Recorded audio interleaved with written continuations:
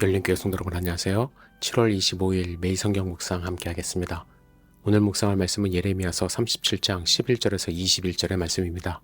함께 읽겠습니다.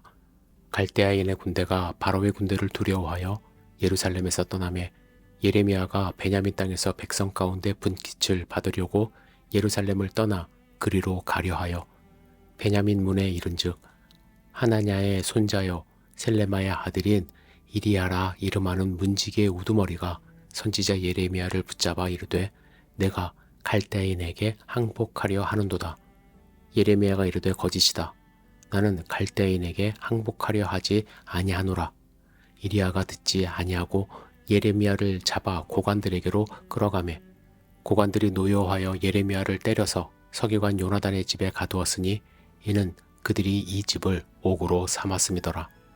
예레미야가 뚜껑 씌운 웅덩이에 들어간 지 여러 날 만에 시드기야 왕이 사람을 보내어 그를 이끌어내고 왕궁에서 그에게 비밀이 물어 이르되 여호와께로부터 받은 말씀이 있느냐? 예레미야가 대답하되 있나이다. 또 이르되 왕이 바벨론의 왕의 손에 넘겨지리이다. 예레미야가 다시 시드기야 왕에게 이르되 내가 왕에게나 왕의 신하에게나 이 백성에게 무슨 죄를 범하였기에 나를 옥에 가두었나이까? 바벨론의 왕이 와서 왕과 이 땅을 치지 아니하리라고 예언한 왕의 선지자들이 이제 어디 있나이까? 내 주 왕이여 이제 청하건대 내게 들으시며 나의 탄원을 받으사 나를 서기관 요나단의 집으로 돌려보내지 마옵소서. 내가 거기서 죽을까 두려워하나이다. 이에 시드기야 왕이 명령하여 예레미야를 감옥들에 두고 떡 만드는 자의 거리에서 매일 떡 한 개씩 그에게 주게 하며 성중의 떡이 떨어질 때까지 이르니라. 예레미야가 감옥들에 머무니라. 아멘. 오늘 본문의 역사적 배경은 바벨론 군대가 애굽의 참전으로 잠시 예루살렘의 포위를 풀었던 시기입니다. 이때 유다 땅에는 일시적인 평온이 찾아왔다고 합니다. 그래서 유다의 귀족들은 바벨론 군대가 완전히 철수했다고 생각하고 풀어주었던 노예들을 다시 불러들였습니다. 이 무렵에 예레미야는 베냐민 땅 아나돗으로 여행하려고 떠나는 중이었고 이때 경비병 이라야에게 붙잡히게 됩니다. 예레미야가 아나돗으로 여행하려고 했던 이유는 32장에 언급되었던 숙부 하나벨의 밭을 구매하려는 것과 관련이 있는 것으로 생각이 됩니다. 이리야는 예레미야가 평소에 유다 백성들에게 항복하라고 외쳤기 때문에 바벨론에게 항복하러 간다고 생각하고 체포한 것입니다. 체포당한 예레미야는 고관들 앞에 끌려갔고 그들은 예레미야를 때려서 서기관 요나단의 집에 가둡니다.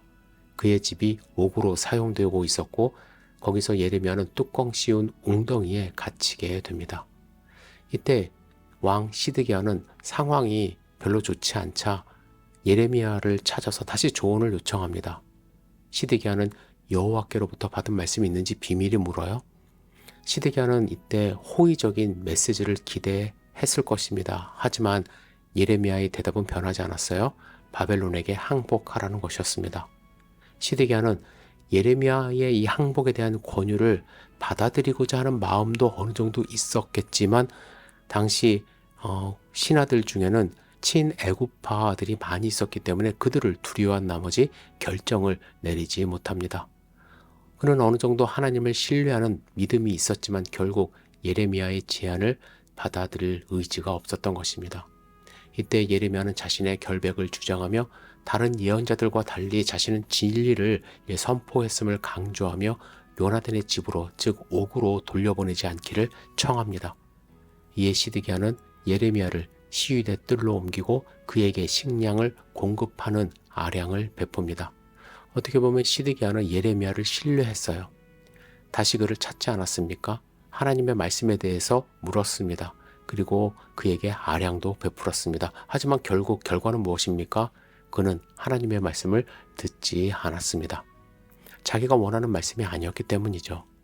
여러분, 여호야김 왕이 두루마리를 불에 태운 거 기억하시죠? 그는 그런 행동을 통하여 하나님께 반항했지만 시드기야는 하나님을 두려워하면서도 교묘히 하나님의 말씀을 거절했어요. 완강하게 거부하지는 않았지만 결국에 듣는 척하다가 끝에는 거절하는 것이죠. 문제가 있을 때는 또 하나님을 찾아요. 하지만 결국 자기 뜻대로 살아가는 것이죠. 혹시 우리는 어떻습니까? 듣기 편한 말씀, 듣고 싶은 말씀만 경청하고 어려울 때만 하나님을 찾는 것은 아닌지요?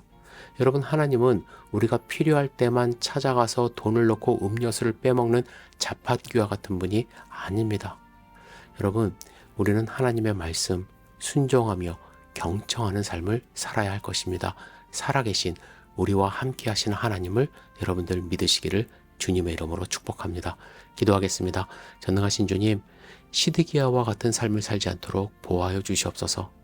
내가 원하는 대답을 얻기 위하여 하나님의 말씀을 찾는 사람이 아니라 늘 겸손히 무릎 꿇고 하나님께 나아가는 삶을 살 수 있도록 축복하여 주시옵소서. 때로는 예레미야와 같은 고통을 당한다 할지라도 진리의 말씀만 붙들고 살아갈 수 있도록 인도하여 주시옵소서. 예수님의 이름으로 기도드렸사옵나이다. 아멘.